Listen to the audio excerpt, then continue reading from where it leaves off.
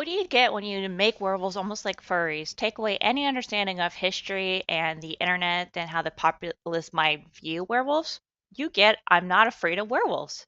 We are introduced to Mai Inukai and oh, I forgot the small prologue with the half wolf man character seemingly above May, hinting at possible interactions.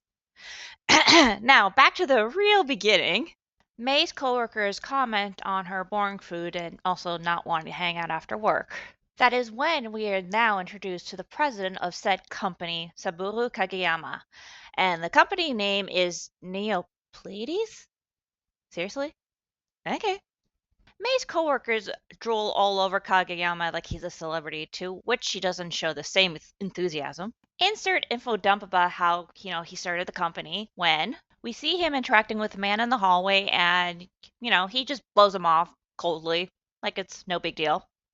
May is not impressed, but her coworkers are calling him even cooler than before. May truly doesn't have time to drool over her cold-hearted company president because her day job is only a temporary gig. Her true passion is working at the dog cafe, which also doubles as a rescue. Her goal in life is to earn enough money at her day job so she could eventually and permanently work at the dog cafe forever. As May was going to take the doggies out for a walk, outside the door, she finds a wolf and brings him in. Continuing with her questionable decision making, she tells the wolf to sleep in the dog cafe with all the dogs that she's trying to get adopted and herself, and sleeps in the same room with said wolf. It's a good thing that May is a protagonist in a webcomic because the wolf doesn't do anything weird. Well, that is until the wolf turns somewhat into human shaped and insert sudden makeup moment in many mangas here. Turns out the wolf slash half wolf man is actually President Kageyama.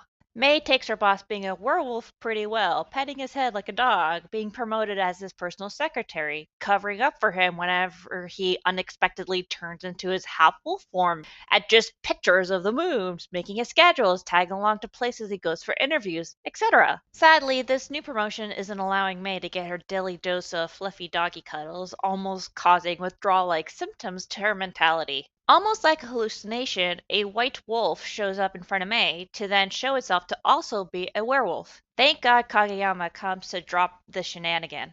However, Ashihara Rihito, Golden Wolf guy, finds a way to pick it back up while they are both having an interview on national television, suggesting they have a contest. Rihito suggests that both their companies have a competition to see which new app will be the most successful. Despite how silly this contest is, Kageyama agrees to Rihito's contest slash wager. May is absolutely not a fan of this at all. She is even less of a fan on how Kageyama forgets to tell her everything that she needs to know as a secretary slash making sure he doesn't turn into a wolf in front of others. And worse, Kageyama tells May that the cafe doesn't need her help, it just needs money to pay for more people to take care of the dogs. And of course, a man wolf doesn't know anything about, anything, so she walks out crying while quitting her job as a secretary. And thankfully, unlike other male leads who don't ever learn their lessons, he eventually comes to the cafe and apologizes to her. He even volunteers to help out. Hell, the owner of the cafe even fakes an injury trying to trick May into letting Kageyama help out with the adoption.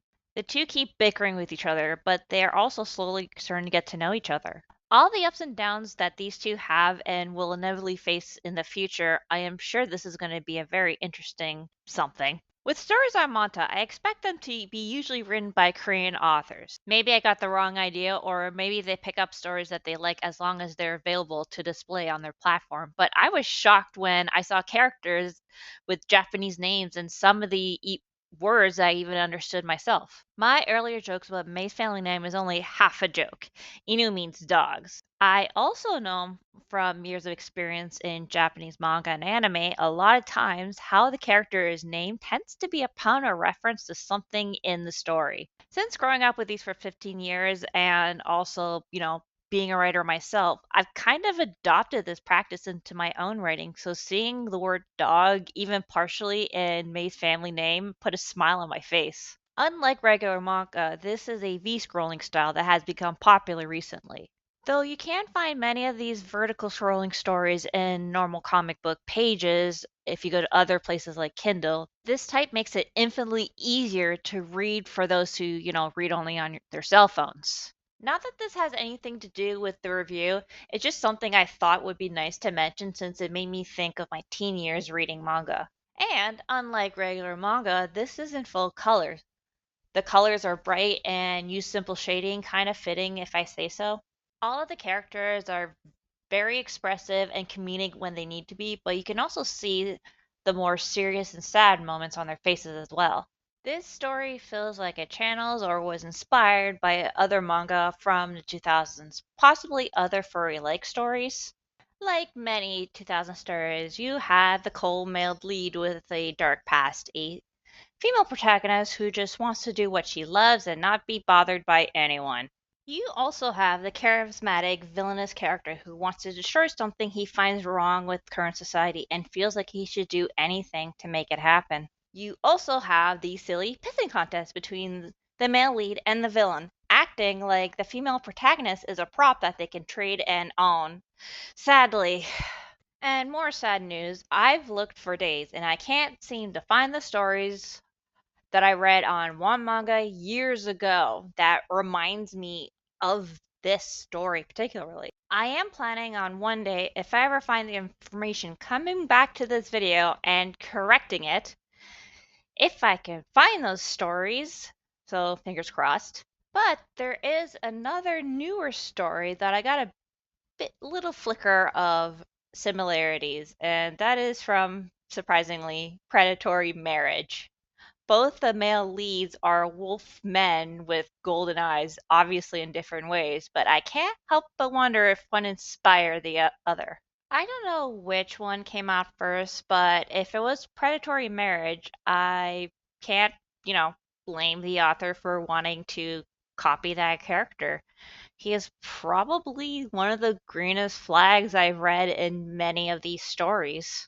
I feel bad not being able to be more descriptive about the story, but it also feels extremely generic. But don't think when I say generic, I mean bad or boring. I have read the entire story from beginning to end, but I am just reviewing the first 10 chapters. The characters have open views and reasons why and how they do things.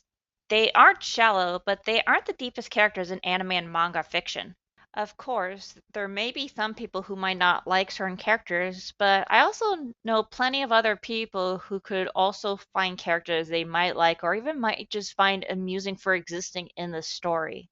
I'm Not Afraid of Wolves feels like perfectly good commercial fiction, one where there isn't anything offensive that I'm sure will hugely deter anyone from reading it. And to be all honest, as somebody who doesn't really enjoy animal anthropomorphic stories, this might be a great and soft introduction into the weird parts of geek culture because, other than the werewolves, this story just seems like a normal office romance story. From personal experience, you sometimes need a fairly mild introduction to some of the more niche genres of anime and manga culture, and I would recommend this story, especially if you enjoy office romances. I'm Not Afraid of Wolves is currently available on Manta. Always remember to support the official release of any story you come across, especially if you enjoy it. We who make such entertainments and even pretty looking things need to be paid for our work, and we would love to be able to continue to make said entertainment and pretty things.